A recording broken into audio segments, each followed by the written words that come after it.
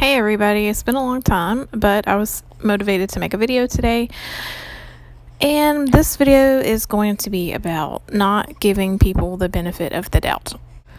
So I've noticed that as victims of abuse, when we try to speak our truth, our story about how people were abusive towards us, and name the abuse, sometimes that triggers people, and it's very healthy to call out abuse, especially if you're recovering from it.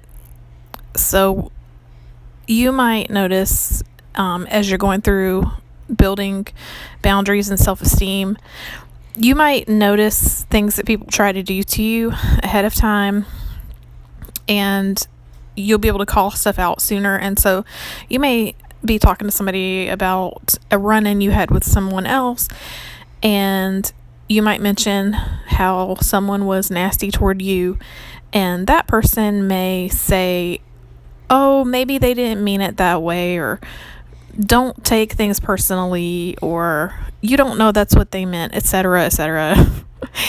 And I'm here to tell you that it's very healthy to call out abuse and to expect abuse and to analyze it and talk about it.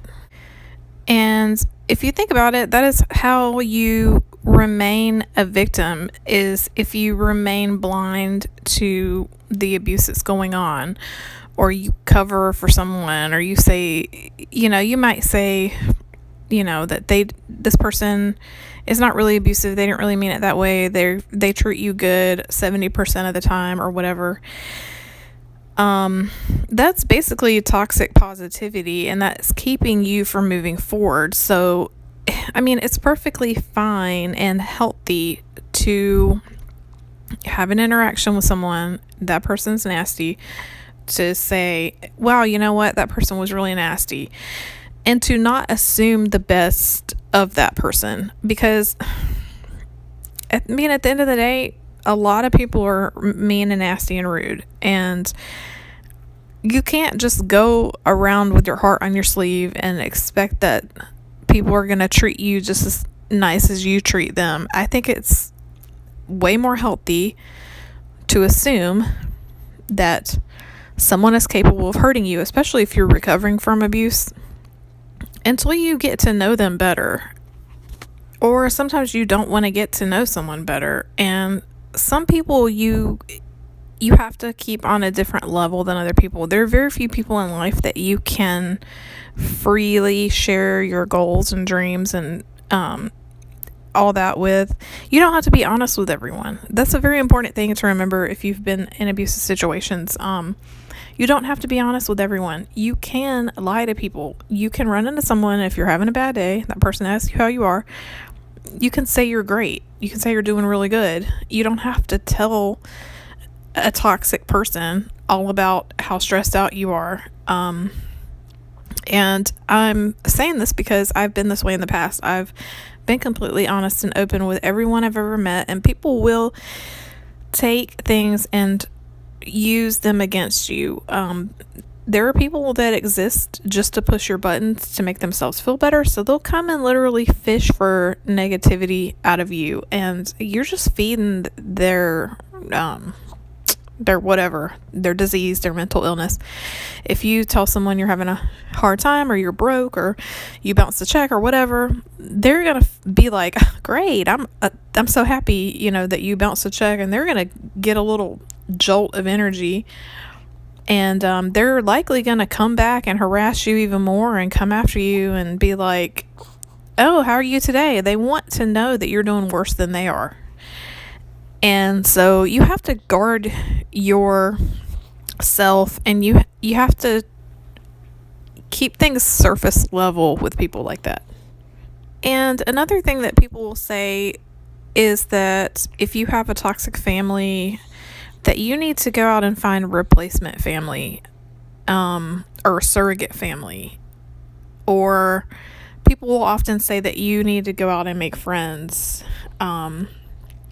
But in reality, that is easier said than done. And in your lifetime, you're only going to have a handful of genuine friends. And it's very damaging to tell someone to go out and find a replacement mom or replacement grandma, because the journey to healing is to be secure in yourself and to be happy by yourself and to be happy on your own and to love yourself.